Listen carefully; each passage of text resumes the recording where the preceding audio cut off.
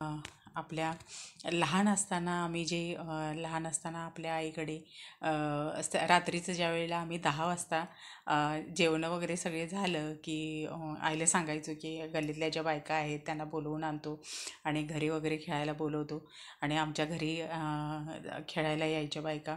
आणि आई ज्या वेळेला त्या हॉलमधले सगळे सोफा वगैरे सगळं काढून ठेवायला सांगायची वडिलांना आणि आतमध्ये ठेवायचो. आणि ज्यावेळी संध्याकाळचं असं बोलवायला गेल्यानंतर सगळ्याजणी बायका जेवण झाल्यानंतर येतो हळूच असं चोरून जसं काय येतो असं सांगून त्या यायच्या आमच्या इकडे खेळायला. आणि रात्रीचे 1:30-2 वाजेपर्यंत आम्ही मस्त खेळायचो. आणि आईची प्रत्येक साडी म्हणजे काढायची आणि घ्यायची कपाटातली आणि रोजच्या रोज त्या नवीन नवीन बदलत राहायचं.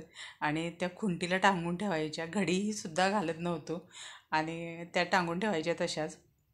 आणि तिचं तीच मग ती आवरात बसायची नंतर पसारा.